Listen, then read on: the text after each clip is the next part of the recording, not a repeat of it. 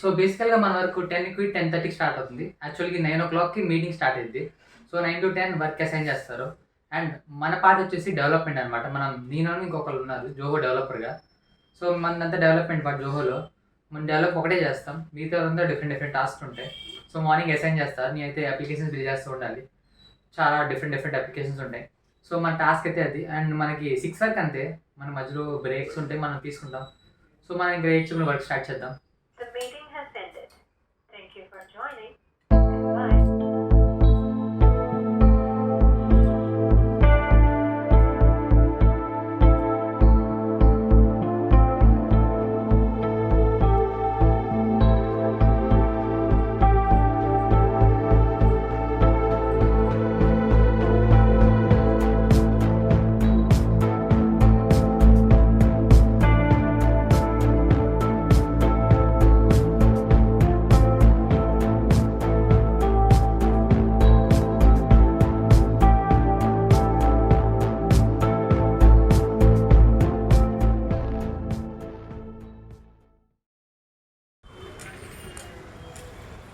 So work from home అంటే working for home అని కూడా.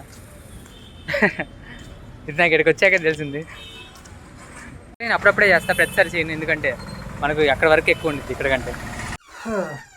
దాని విత్ ఆల్ టాస్క్. మళ్ళీ ఇప్పుడు మన టాస్క్ స్టార్ట్ చేసేయాలి. అలర్ట్ సౌండ్లో వచ్చా, ఏదో చెప్పుకొని వచ్చేసా. సరే ఇప్పుడు బ్రేక్ అని.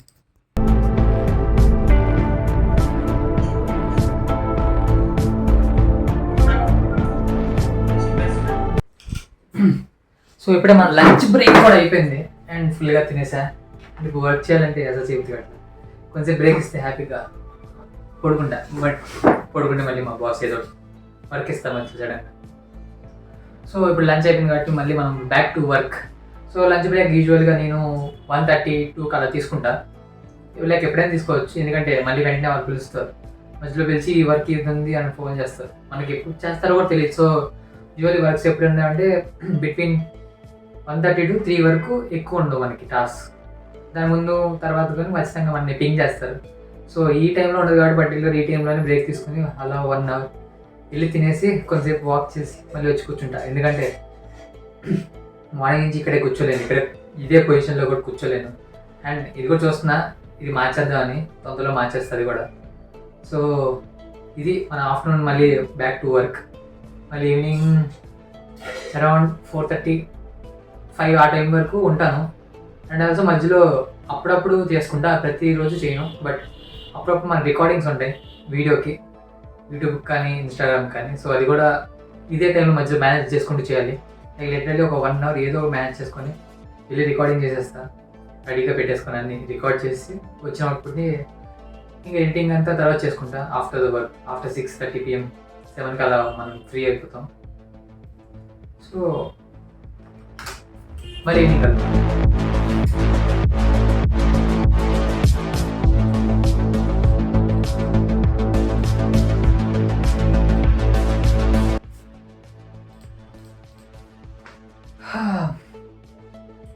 సిక్స్ అయిపోయింది అండ్ మన వర్క్ అయిపోలేదు. అంటే ఇది అప్పుడప్పుడు ఉంటుంది, అప్పుడప్పుడు ఉంటుంది. సో 6:30కి అప్పుడప్పుడు వరకు ఉంటుంది, మీటింగ్స్ ఉంటాయి అప్పుడప్పుడు. ఇప్పుడు ఉండటం లేదు కొందుకో. సో అయిపోయింది అండ్ డన్. 6 o'clock వరకు మనం చేసేది ఇదే. ఇక్కడే కూర్చొని స్ట్రైట్ ఫార్వర్డ్ ఫోకస్లో ఇదే చేయాలి. ఇంకా దీని తర్వాత ఏం చేస్తా అంటే, ఈ బుక్ ఏదైతే ఇక్కడ ఉందో మనం దీనిలోనే అనమాట. మనం ఇన్స్టాగ్రామ్లో ఒక స్టార్ట్ చేసాం కన్సిస్టెంట్గా పోస్ట్ చేయడం.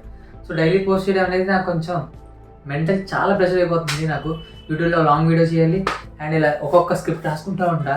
కుదిరినప్పుడల్లా రాసుకొని దాన్ని ఇప్పుడు షూట్ చేసి అన్నీ ఎడిట్ చేస్తా. కొన్ని మామూలుగా అయితే ఏం చేస్తానంటే, ఇప్పుడు షూట్ చేసి రేపు మార్నింగ్ ఎడిట్ చేస్తా.